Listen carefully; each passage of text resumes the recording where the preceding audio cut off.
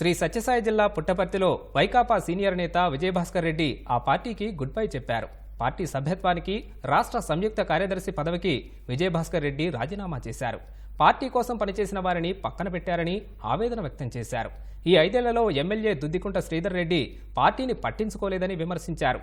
ప్రజా సమస్యలపై దుద్దికుంటకు చిత్తశుద్ధి లేదని మండిపడ్డారు. ప్రశాంతమైన పుట్టపర్తి నిలయంలో అభివృద్ధి చేసే పార్టీకే ఓటు వేసి గెలిపించాలని విజయభాస్కర్ రెడ్డి కోరారు. నేను వైఎస్ఆర్సీపీ పార్టీ ప్రాథమిక సభ్యత్వానికి నాకున్నటువంటి పదవి రాష్ట్ర సంయుక్త కార్యదర్శి పదవికి కూడా నేను రాజీనామా చేసుకుంటా.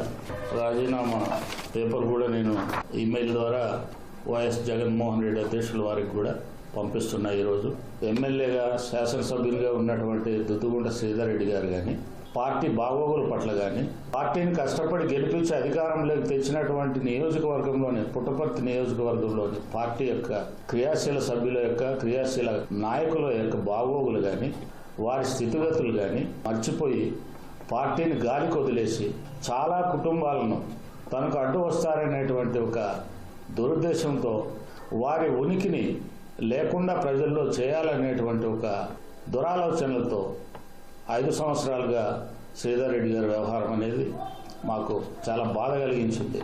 ఈ విషయాలన్నింటినీ కూడా అధిష్టానానికి చెప్పుదామంటే కనీసం ఎవరు కూడా అధిష్టానంలో ఏ మాత్రం కూడా ఏ రోజు కూడా పార్టీ యొక్క స్థితిగతుల పైన పార్టీ నష్టపోతుందా కష్టపడతా ఉందా ఇక్కడ అనే దానితో సంబంధం లేకోకుండా గాలికి వదిలేసి ఈరోజు పార్టీకి అందరూ కూడా కష్టపడాలనేటువంటి ఆ వాదనలో అర్థమే లేదు.